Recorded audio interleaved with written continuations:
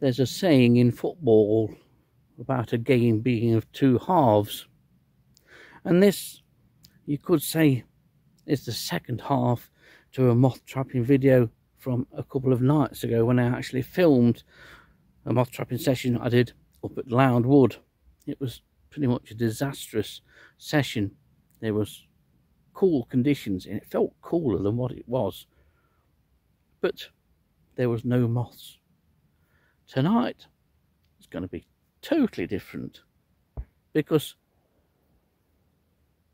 10 degrees difference in temperature for a start, not a breath of wind or breeze.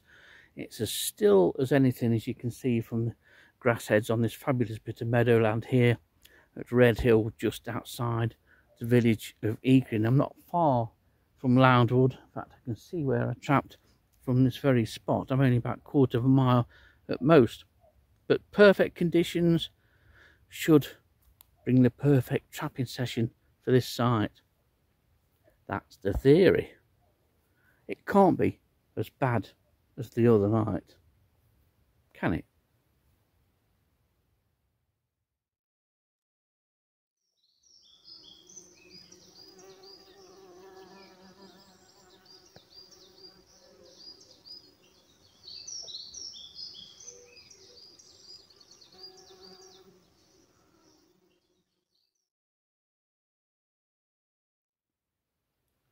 This is such a still evening.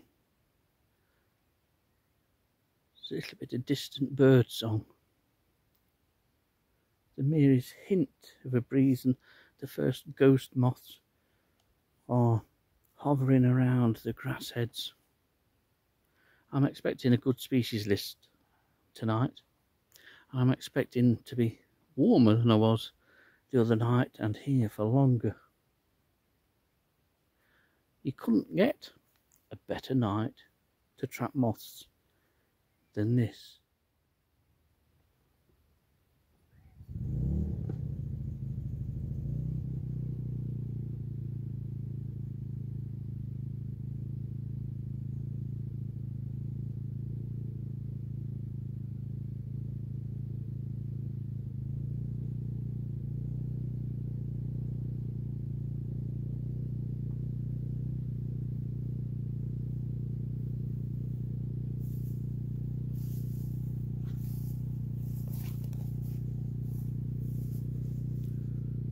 Well, we're off and running on the most beautiful summer's evening. Let's hope for a good night, at least better than 2 nights ago. Of course, I realise that I'm sort of setting the scene that might not come true, almost predicting hundreds and hundreds of moths, lots of moths of a range of species. When I said towards the end of the last moth trapping video that I don't think such a sudden increase will take place.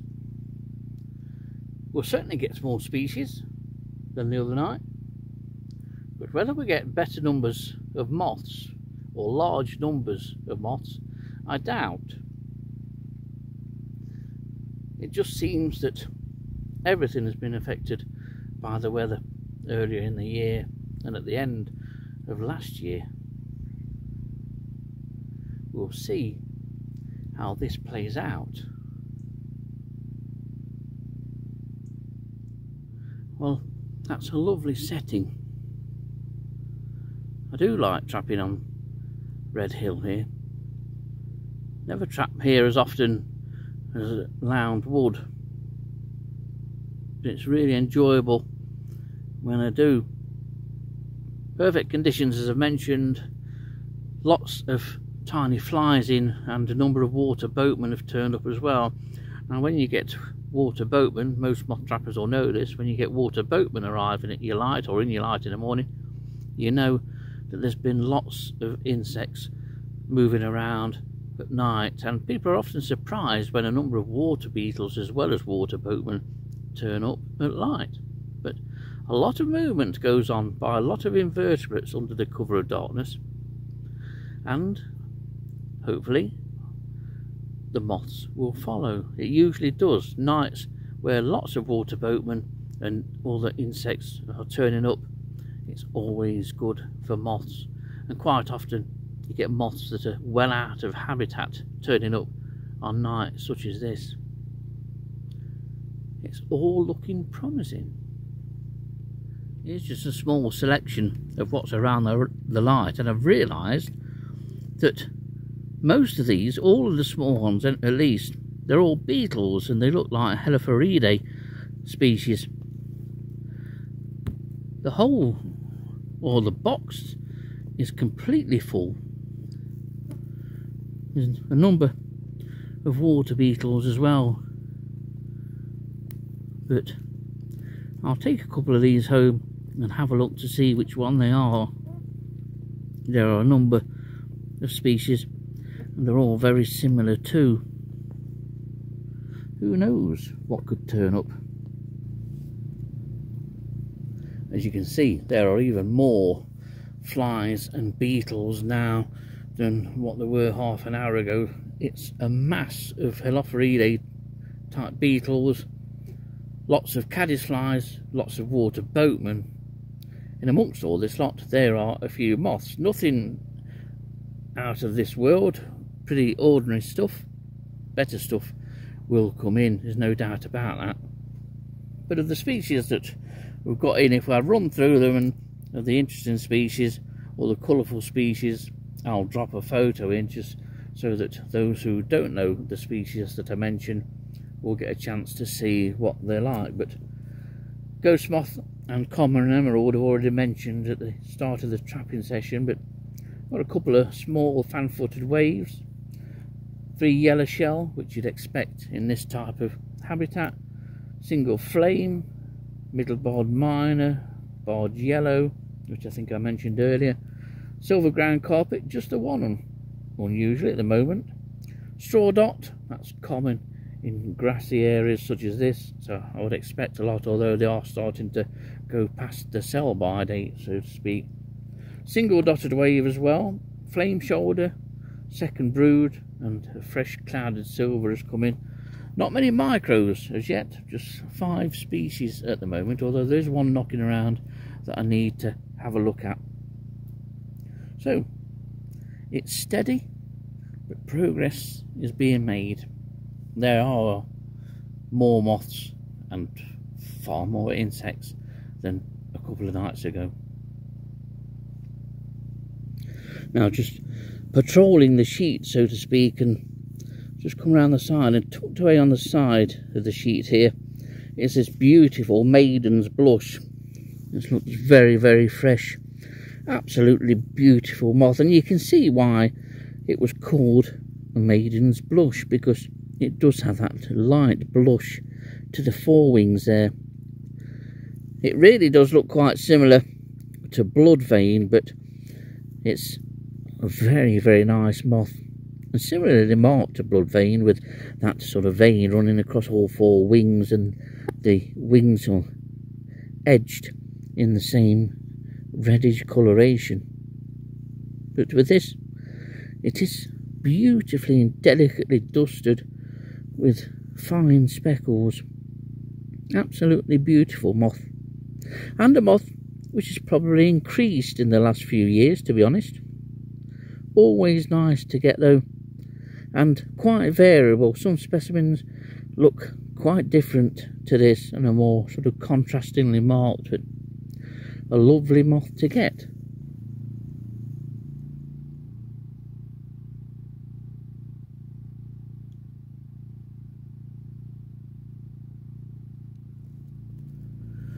Just trying to give you an inkling as to how things are.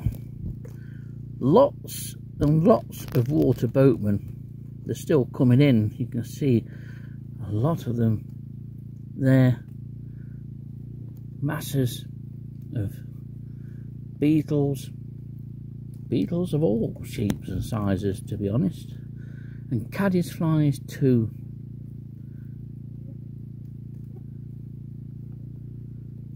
and all around the light is like this. If you don't like flying insects on you, this wouldn't be an experience that you would enjoy, but it's not very often it gets like this. And more moths are coming in too as we just go past midnight. Now with these videos, when I show moths, I try and cater for everybody of all interests and identification abilities, and this is one of the easiest that we have that you can identify. It's also one of the most beautiful moths that we have, so I make no apologies for showing barred yellow again. If ever moths are going to attract people into the hobby, it's going to be usually through bright and lovely coloration, and they don't come much brighter and more beautiful than barred yellow.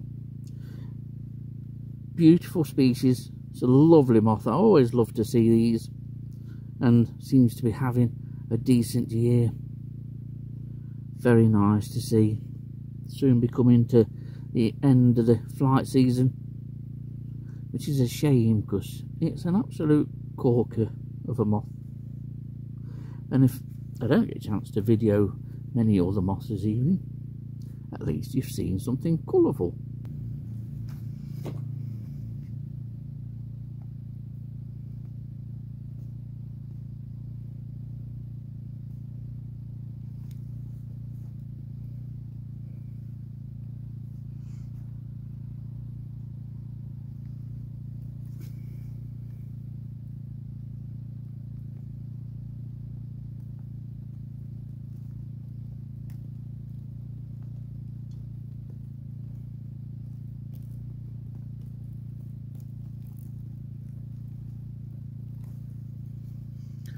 Well, as you may have gathered, it is getting busy.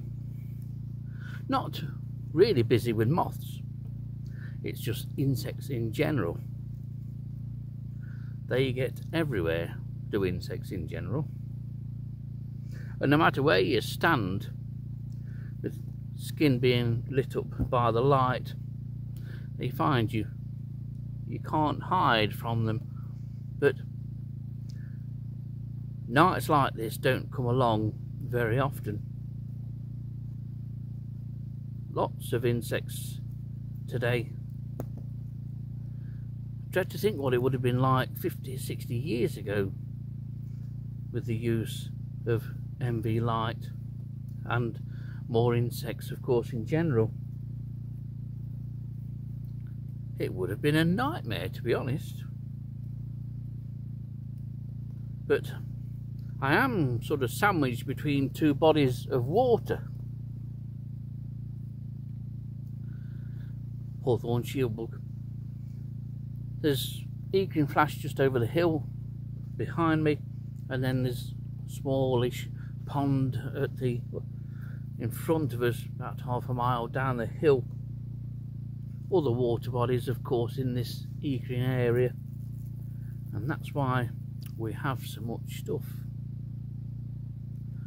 Most of the insects that are at the light, apart from the moths, have some association with water and wetland habitats. And that's why on nights like this they get up and go and find new areas. And moths from those wetland habitats do as well. That's why if you're trapping your garden and you're miles away from water, sometimes you'll know that a certain species that comes in has originated from water somewhere, but you can't believe that it's come so far. But they do. These warm and humid nights, even with drizzle, they could be outstanding nights with humidity and drizzle, and moths will fly miles and be completely out of habitat, sometimes even out of county.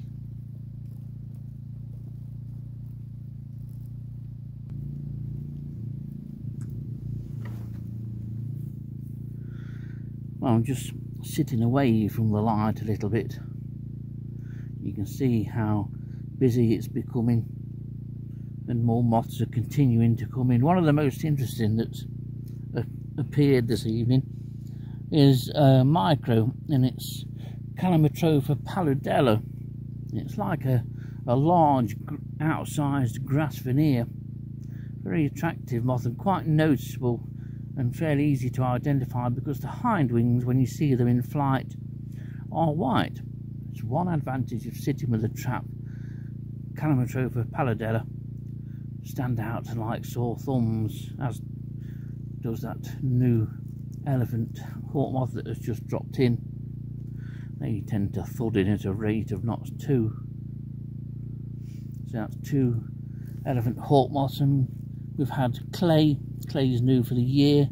A couple of heart and darts, mottled beauty, light archers, which is basically a lighter version of dark archers, but not quite as boisterous and don't throw the weight around like dark archers tend to do. Still ordinary stuff, but numbers are steadily increasing. Moths are starting to really come in now, but we're not going to get large numbers of individual species, but we're fast approaching, if we haven't already hit the 40 species mark, so we're doing all right after 2 hours. I know they're common, but what a fabulous moth. This is another one of those moths to encourage people into the hobby, and that's what we should be looking at all the time. What can we do to encourage people into what is an absolutely marvellous hobby? Antisocial, yes, but marvellous all the same. And this is one such moth that can do that. A mixture of olive greens and Barbie pinks and lighter pinks. Just notice that sort of pink striped dorsally down the abdomen of this moth. Absolutely beautiful. And it is, of course, an elephant hawk moth. You may well have seen a video that I did recently on the smaller cousin of this, the small elephant hawk moth. What a beauty of a moth. And common too.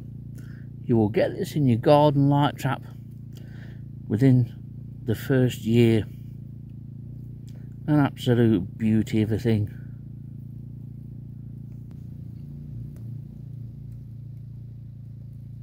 I was recently asked by a subscriber as to why I trap moths using this method, with the light mounted on a box and the box sat on a white sheet. He wondered whether I did it this way just for the filming, and indeed it is the best way for me for filming these type of videos. This is the kind of moth trapping video that I like to produce. It gives you a feeling of almost being there, or as near as you can get to being there, and almost as it happens.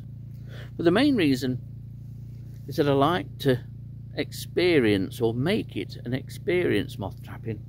I get a huge amount of enjoyment out of seeing the moths come in and go. And of course, using a box like this and not a trap, they are free to come and go as they please, and they do. They'll often come in early on, hang around for a couple of hours, and then become active again in the early morning hours, and off they go. But I also don't trap as long. I don't trap all night. Very rare have I ever trapped all night, and when I have trapped all night, it's been in the summer when it has been quite a short night. But that's just how I like it. I like to see moths come in, and that second when you realise that the moth that's coming in is something that you've dreamed of seeing, and you know what it is before it's even hit the sheet, that's the excitement that I get out of it. I wouldn't get that excitement out of opening up a Robinson trap and going through egg boxes, but each to their own. I prefer to be with a trap and watch stuff come in and nights change. They're brilliant nights. They are those special nights when all of a sudden stuff happens. that's what I get out of moth trapping.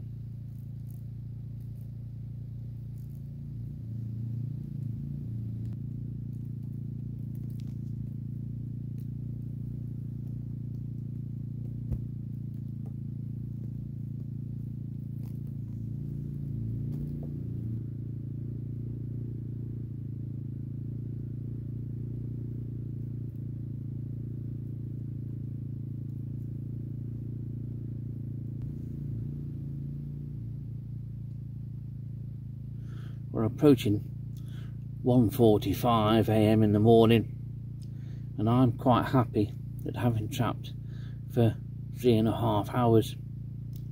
I think the order of the night or the morning is a slow, steady pack up, a check of the box and the sheet just to see whether I've missed anything or in case anything else drops in,